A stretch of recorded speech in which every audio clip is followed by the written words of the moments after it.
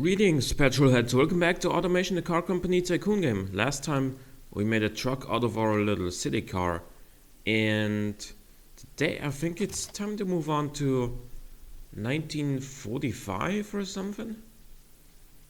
Maybe a little bit later than that, because obviously, like in the early stages, we don't have that much money to develop new cars every year or so, and you do have this body now, huh? I mean, well,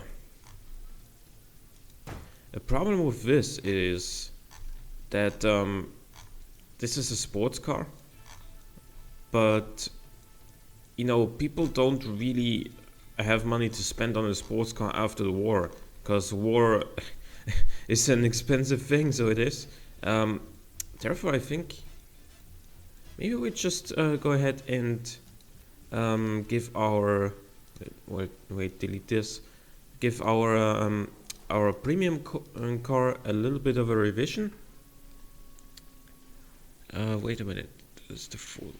That is still on sale. No. Let's just make a new trim of this one in 1945. A really, really cheap one.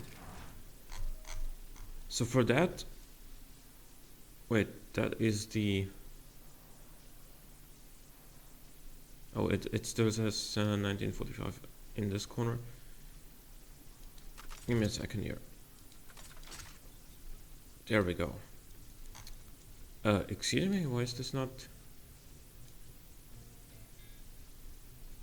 Well, in any case, I have gotten four cars to review, so I'm set for next week, but that doesn't mean you can't send in cars anymore for review if you want them to be reviewed. It just means that they'll be reviewed at a later date. And what else was I about to say? Of course, if you enjoy the following video, please leave a like or a comment or share this video with your friends. And if you want to see more of my content in the future, then click the subscribe button. So, we are gonna make a 1945... excuse me?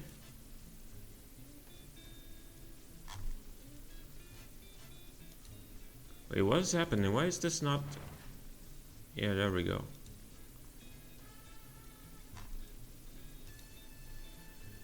We are going to clone this one. Not the utility one, the 4-door. We're gonna advance to 1945, and we're gonna head straight into the engine department. We're gonna clone this one.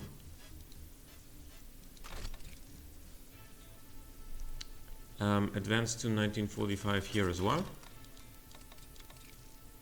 which always takes forever to change here. I don't know what it is, but since the latest update, changing here takes like forever, and therefore,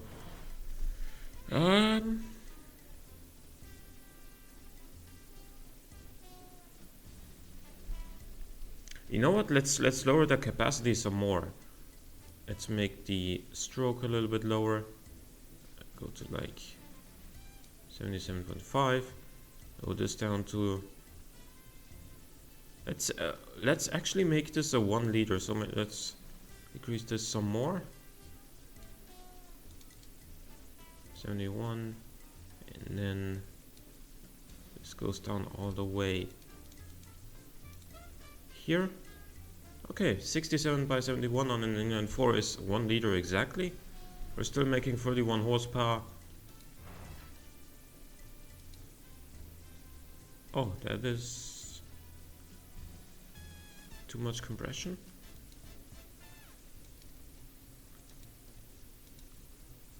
That's 29.9 horsepower. 30 horsepower exactly. Okay. And if we do this, we're even making more. We're making so much torque down low already. That's pretty good. Or, well, so much. You know what I mean. Making good torque in the very, very low RPMs.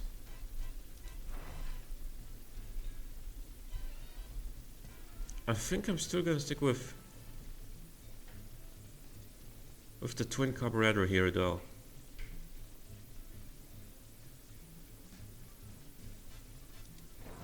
Let's see.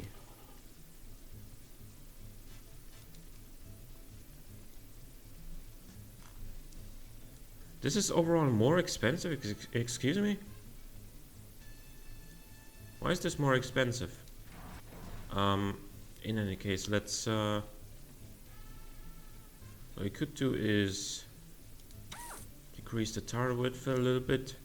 That will slightly decrease our costs.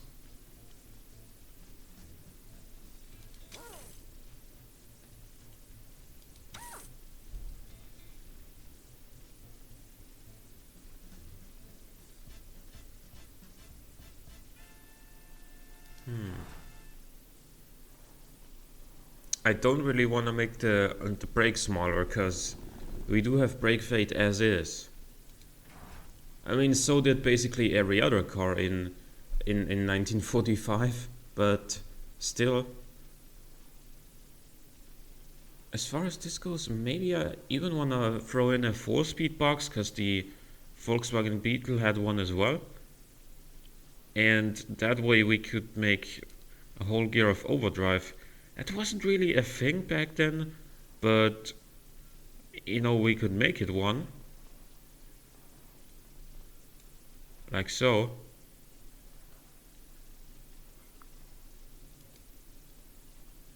"33 seconds is what it takes to reach 100 kilometers an hour." Well,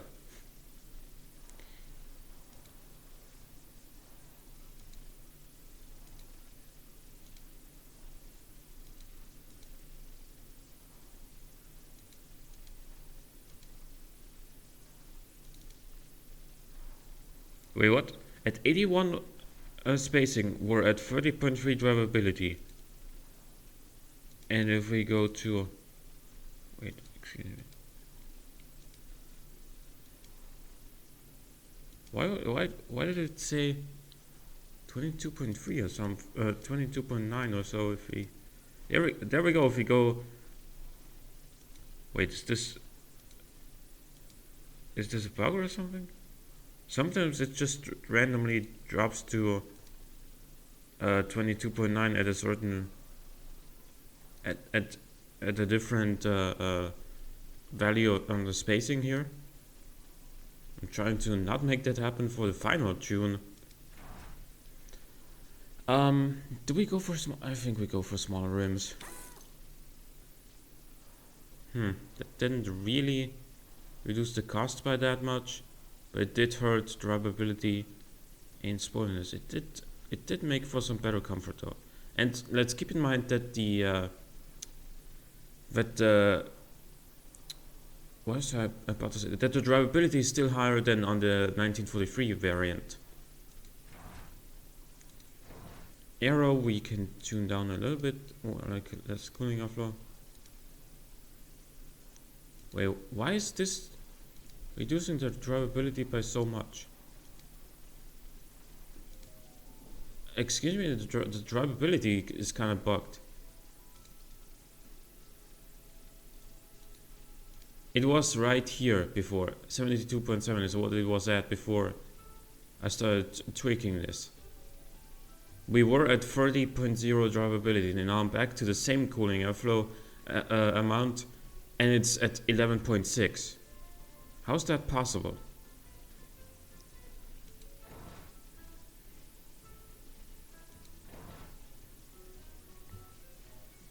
Okay, we get very heavy oversteer, excuse me. There we go. And why? Oh, it's because of the wider tires. Because we have smaller rims now. That's why the game automatically thinks, oh, we want wider tires. Now we can't make them smaller or narrower than 125 millimeters. That is Very, very interesting indeed.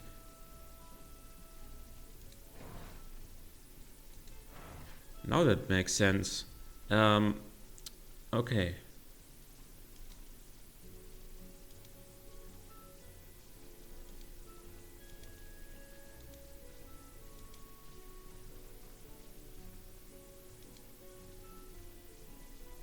This gives us a nice boost in drivability, for now at least. Until the point which was, well, right here.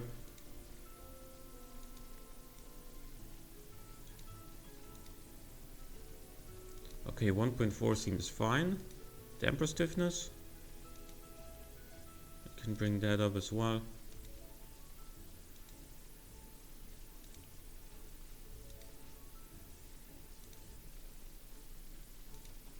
Okay. And then the sways. Alright.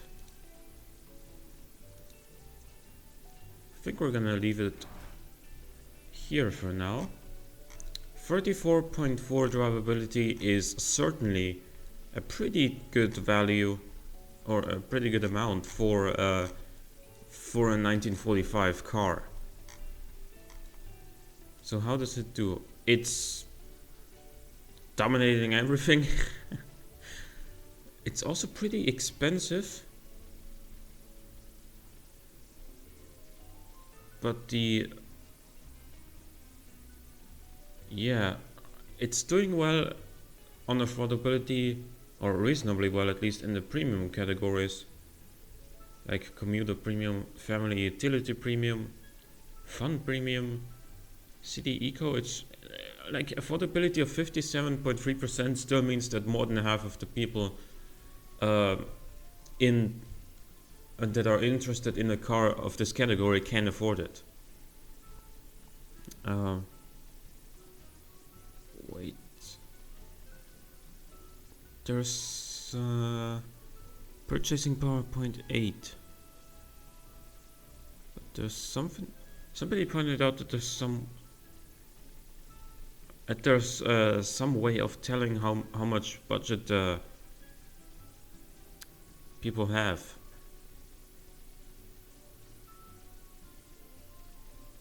Where was that?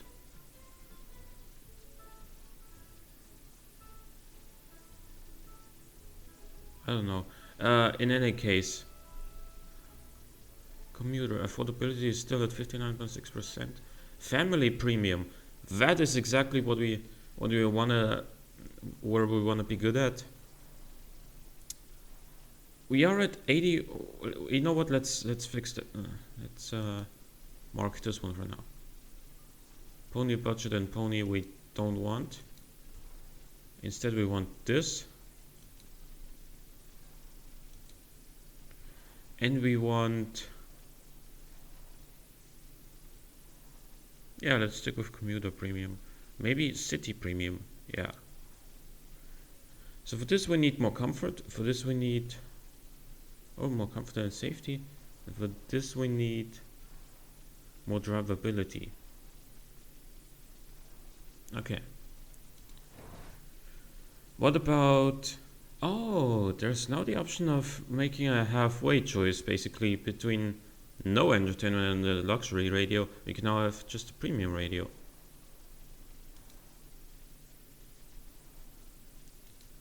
So family premium would go up to 116.9. Here it would go up to 119. Also gotta take in consideration, like, how much would the price increase by this? Quite a lot, since it adds 5 more production units and 450 or something material cost.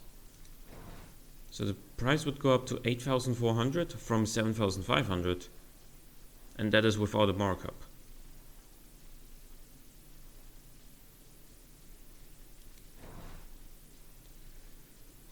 So I'm not sure if, there's no standard for the safety as well.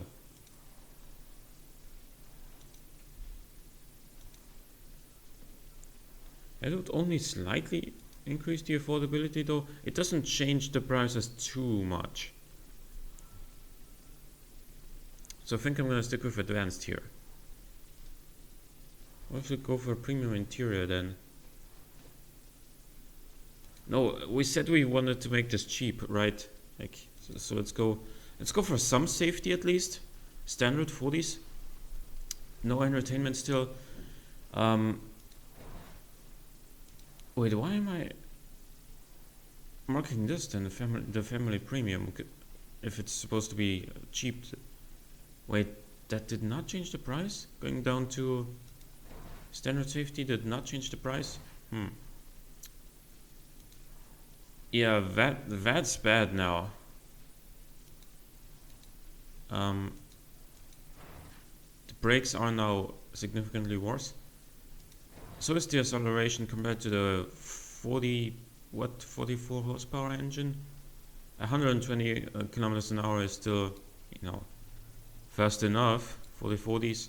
Let's see let's see the acceleration of this thing, or rather the lack thereof.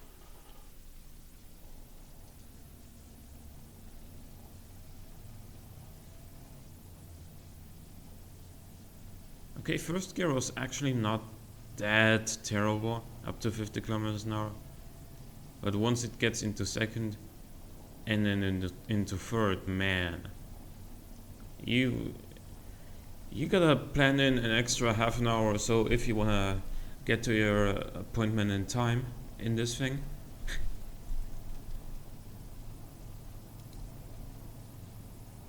This takes 2 minutes and 46 seconds at full throttle to complete the 5 kilometers straight here.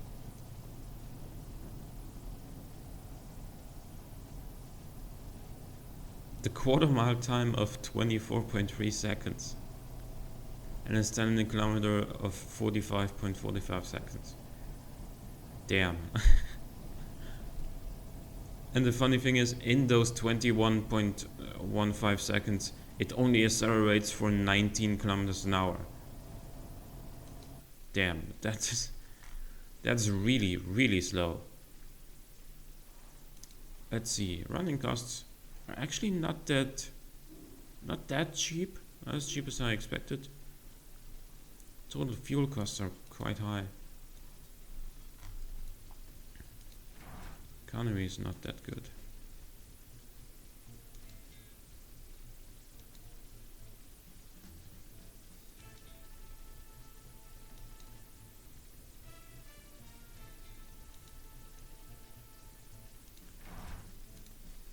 Look, we have now made it 0.3 seconds faster from 0 to 100 kilometers an hour. And it'll now complete the 5 kilometers straight. How much faster?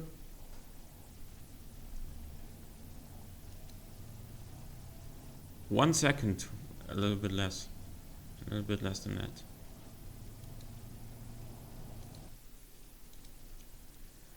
Alrighty, so that is the.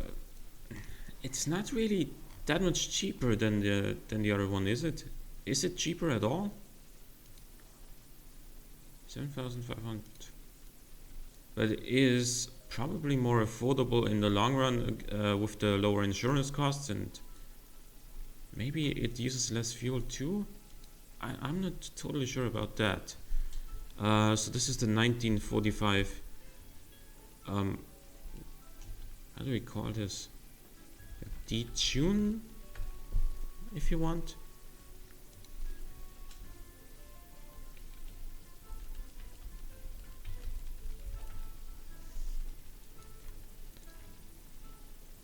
So let's go back to the 1943 version for now.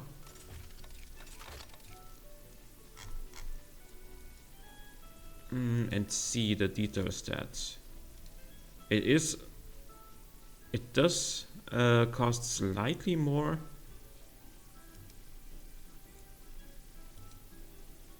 but not that much more. This one, on the other hand, has slightly better economy, therefore lower fuel costs, therefore lower running costs. I think that's the only difference though, because other than that we didn't really change that much about the engine. Like, it's still a dual overhead cam engine, and servicing that in 1945 is probably not the cheapest thing you could do. And well, overall, like, I don't know, this probably feels a little bit more error correct with the 30 horsepower instead of 45. It's still a kind of a boring car. I want to advance to a 50 soon. So yeah, I think that's gonna do it for today's episode, where we made something that's a little slower, a little bit more relaxed. is the only nice way I can put it. So hope you guys enjoyed this episode. Leave a like or a comment if you did. Thank you for watching. I will see you next time.